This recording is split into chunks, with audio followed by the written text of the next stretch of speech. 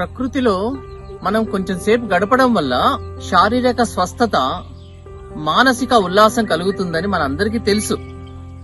దీర్ఘకాల వ్యాధులైన BP, sugar, గుండె జబ్బు, గుండె సంబంధిత వ్యాధులు, ఊబకాయం లాంటి శారీరక బాధలే కాకుండా మానసిక ఒత్తిడి, మానసిక రుగ్మతలు, మానసిక వ్యాధులు కూడా చాలా వరకు తగ్గుతాయి.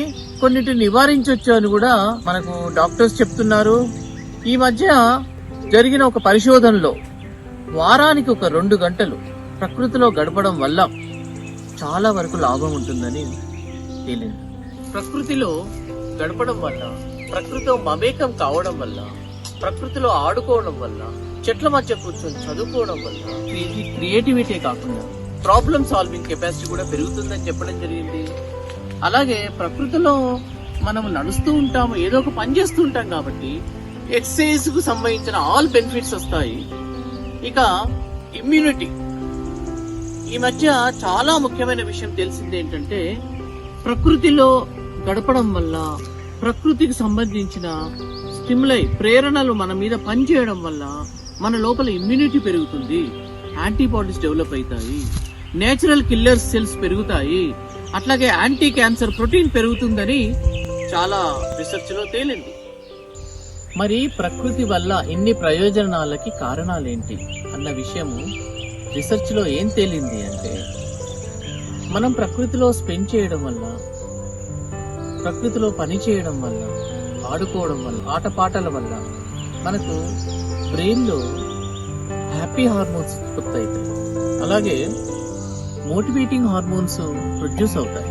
For example endorphins, dopamine, serotonin, oxytocin లాంటి హార్మోన్స్ ఉత్పత్తి కావడం వల్ల మనలో ఉత్సాహం ఇనుమడిస్తుంది, ఉల్లాసం కలుగుతుంది, ఆనందం వెల్లువిరుస్తుంది. అలాగే మన శరీరంలో ఉండే నెగిటివ్ హార్మోన్స్ అంటే stress hormones like cortisol, adrenaline లాంటి హార్మోన్స్ తక్కువగా ఉత్పత్తి అవుతాయి. కాబట్టి మనలో ఒక రిలాక్సేషన్ వస్తుంది, ప్రశాంతత ఏర్పడుతుంది. అలాగే పల్స్ రేటు స్లోగా అయిపోయి మన హార్ట్ పంపింగ్ కెపాసిటీ పెరిగి మన బీపీ తగ్గుతుంది. అలాగే నేచురల్ లైట్ కి మనం ఎక్స్పోజ్ అవుతాం కాబట్టి మనలో మన మూడ్ ఎలివేట్ అవుతుంది.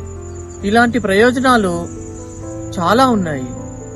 కాబట్టి మేమేం చెప్తామంటే మా పేషెంట్స్ కి కేవలం మందులు రాయడమే కాకుండా, కౌన్సిలింగ్ చేయడమే కాకుండా, వాళ్ళ పరిస్థితులు బట్టి, వాళ్ళ సాధ్యాసాధ్యాల బట్టి మేము మీరు పిక్నిక్ వెళ్ళండి, ఇంటిల్లిపాది కొంతసేపు ప్రకృతిలో గడపండి, కనీసం 10-15 నిమిషాలు రోజు మీరు వాకింగ్కి వెళ్ళండి అని వాళ్ళకు అనుగుణంగా చెప్తుంటాం.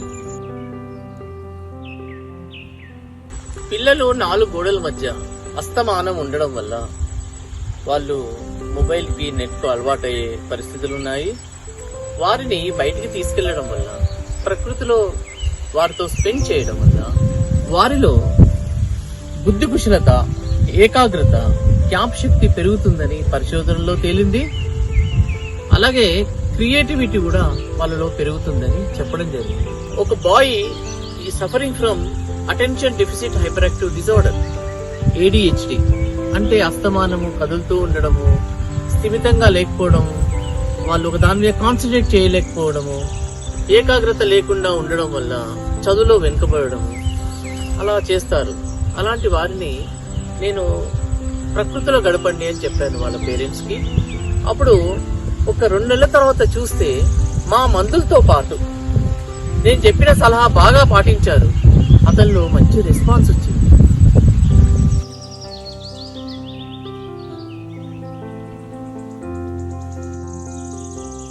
పిల్లలు ఎప్పటికీ ఇంట్లోనే ఉండి వాళ్ళు బయటికి వెళ్లకుండా, బయట ఆడుకోకుండా ఉన్నవాళ్ళు, ప్రకృతితో మమేకం కాకుండా ఉన్న వాళ్ళలో 50% మందిలో వాళ్ళు అడల్ట్ ఏజ్ స్టేజ్కి వచ్చాక ఏదో ఒక మానసిక రుగ్మతకు గురవుతారని రీసెర్చ్ లో తేలింది.